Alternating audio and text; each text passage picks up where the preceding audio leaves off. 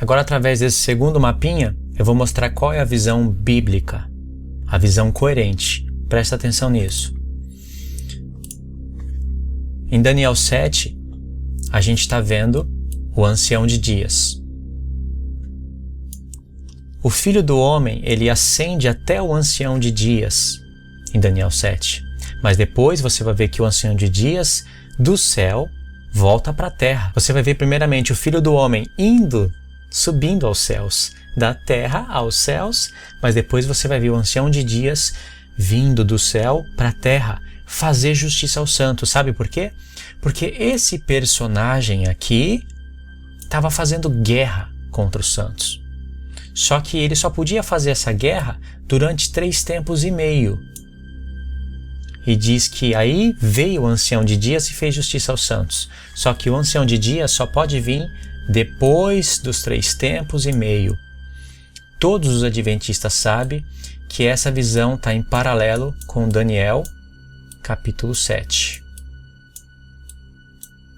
Todos os adventistas sabem disso. Apocalipse 13 é uma explicação mais detalhada do Apocalipse 12. E o Apocalipse 12 são acréscimos sobre Apocalipse 11. Não se pode desvincular Apocalipse 11 com Apocalipse 13. A besta que se levanta do abismo, no mesmo contexto que aparece em 1260 dias, é a mesma besta que se levantou do mar em Apocalipse 13. E justo ali em Apocalipse 11 vai aparecer o tal dos 3 dias e meio. 3 dias e meio? Por que não 4 dias? Por que não 3? 3 e meio? Isso o Senhor chamou nossa atenção. Em Apocalipse 12 vai aparecer esses 3 tempos e meio. Como que pode desvincular isso de Daniel 7? 3 tempos e meio. Aonde que na Bíblia fala de 3 tempos e meio? Em Daniel 7 e em Daniel 12.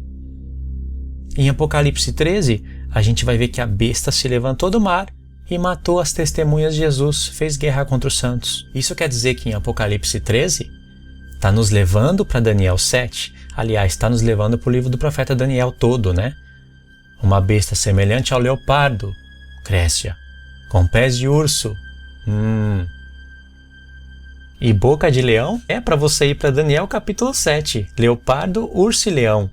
Aonde que aparece um leopardo, um urso e um leão? Em Daniel 7. E realmente você encontra os paralelismos. E quem que é que vai ter coragem de falar que Apocalipse 13 já se cumpriu? Lembra? Apocalipse 13 está em paralelo com Daniel 7. Mas por que você está falando tanto de Daniel 7, Luiz?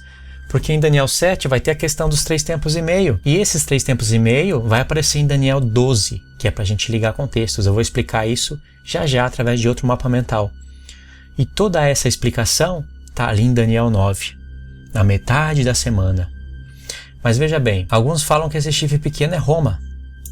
Por incrível que pareça, diz que o chifre pequeno é Roma. Então esses 3 tempos e meio tem que ser convertido para 1260 dias e pôr lá no passado, não sei aonde. É uma coisa cabeluda. E o ancião de dias fica na história. Fica desvinculado do contexto. Como que eu vou tirar esse personagem aqui, esse chifre pequeno, das 70 semanas, meu Deus do céu? Como que eu vou tirar ele? Porque o único que pode tirar o poder dele, segundo o livro do profeta Daniel, é esse daqui, ó. É o ancião de dias, que deve vir na terra só depois desses 3 tempos e meio.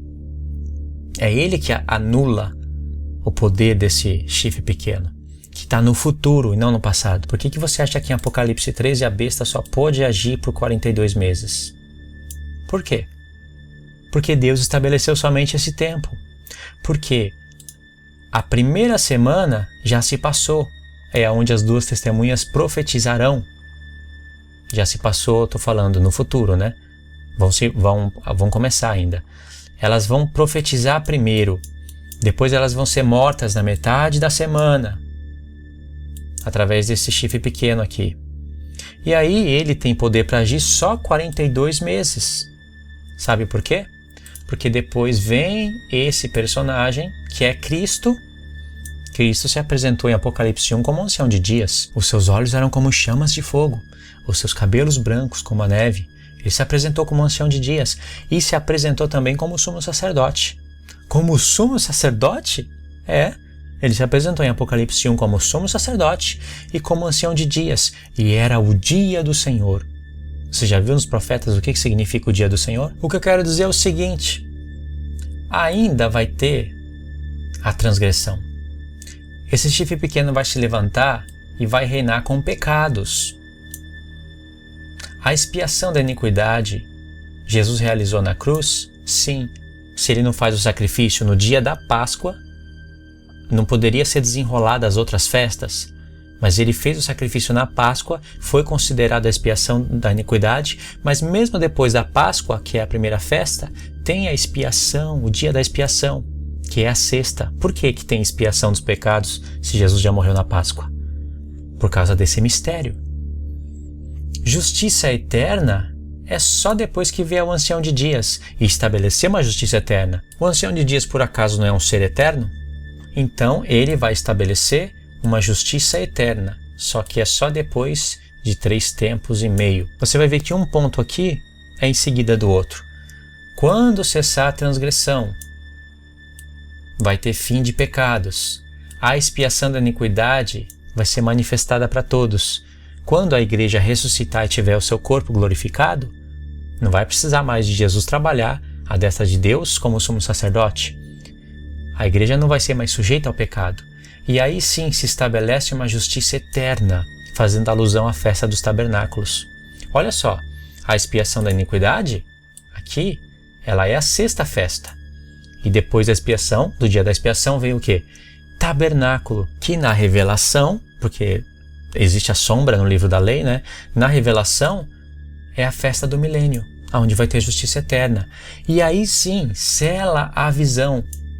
Qual visão? Daniel teve 3.